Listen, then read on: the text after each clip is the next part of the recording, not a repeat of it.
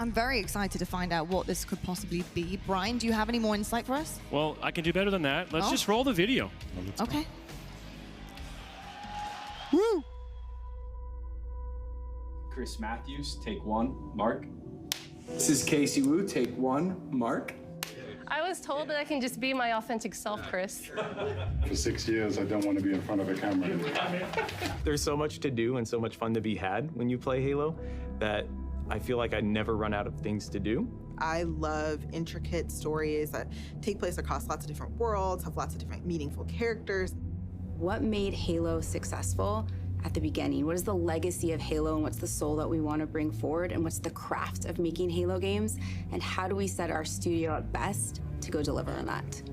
We knew we had to make a change in order to take us into the future. When I first heard about Halo moving to Unreal Engine, my first thought was, this is going to be a really hard secret to keep. I think fans are going to be excited about the future of Halo because of the possibilities that are afforded us by using Unreal. Before, we really had to split our focus in thinking about building an engine, supporting it, being really kind of a tech company and a studio at the same time. Since we've made the change to shift to UE, we can bring Halo forward in ways that people have never seen before while still being true to what Halo is. The Foundry project was an effort to show ourselves how far we can push things using Unreal 5. Our new studio art director, Chris, came to me and said, hey, I have this crazy idea. He said, hey, there's this thing called Project Foundry that I want to do. Let's make it happen. Foundry specifically is based around the same concept of the Foundry in Halo lore. It's the place where Halo rings are born.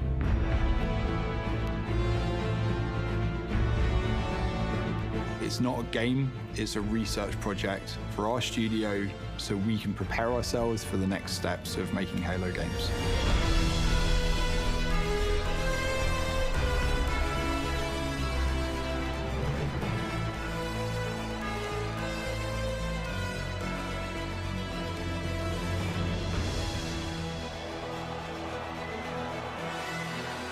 The original Halo franchise was a graphics showcase.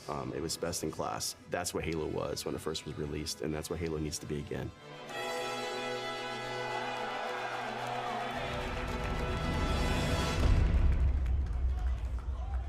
So once Project Foundry had been approved, we took the entire creative team and we ideated on 3 locations, something old, something new, and something really alien. We had the Pacific Northwest, which is sort of traditional Halo biome. We were trying to shove as much foliage in there as humanly possible to make it really feel like you're on a hike in the, Cascades. The Cold Lands, which was the second biome that we took on, it was more of a technical showcase where we could play with shaders, we could play with deformable landscapes and terrains. Unreal affords us more opportunity than we've ever had in the past. On the surface, it might just look all like snow, but how many layers of things combine to really give that winter look? And then our third biome was the Blightlands, which is any land that's been completely taken over by the flood. I wanted to give our team the opportunity to really express an alien world, a really alien world, taking something way further than they may have actually done in previous Halo games. What's impressed me about watching the Halo team work in Unreal is how beautiful everything looks, how incredible the environments look. I don't think we've seen anything quite like it in Unreal Engine before. Fortunately, we have a studio that's really passionate about Halo, about the look and the feel, and I think there's a lot of hunger to really collaborate, to move forward together. Foundry was an initiative that touched on every part of the creative process, everything from concept art, VFX, characters, vehicles, and weapons to make the future games of Halo. Creating an asset, taking this design, now we can really dig into material foundations. What is it actually made of? How is it physically accurate to the world? Now we get to take all the wonderful legacy assets that we have, bring them to life, and bring them to today's standards.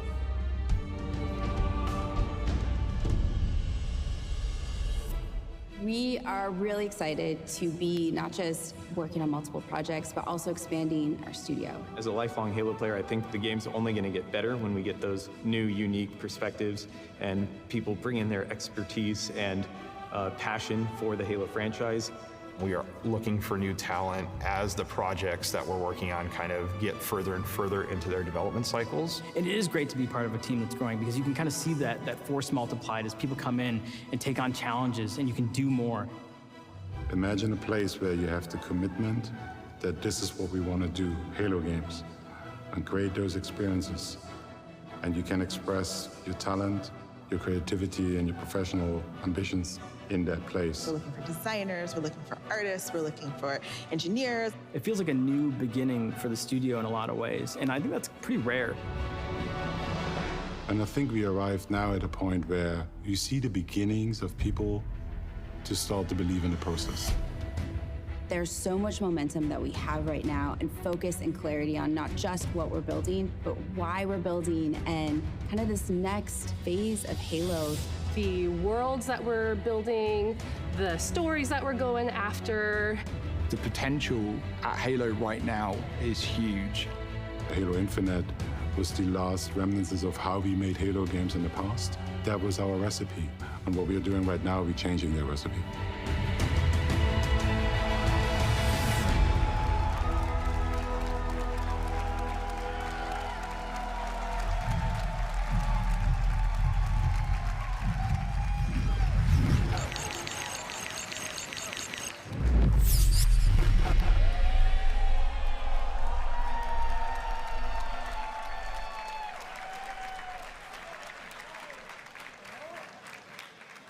Sufficient body chills have been in effect for sure. I'm sure in the whole of this room going crazy during that. Folks at home, it was electric in here, rightfully so. Pierre, that final screen, Halo Studios, is this a rebrand? I would rather talk about chapters. So I'm very much aware that I'm standing on the shoulders of giants. We had the first chapter, which was Bungie, the second chapter, which is 343, and I think what you see is the beginning of our chapter, which is the Halo Studios chapter. But from my perspective, I think it is just an immense honor for me to be able to carry that torch and continue being representative for this amazing, amazing franchise. Pierre, there have been few studios who have produced this legendary title. How do you see this change adding to that legacy? I think what we've started with, specifically Halo Infinite, was a path of trying to be more frequent where our players are expecting us to be, and more importantly, where we expect them to play in the future.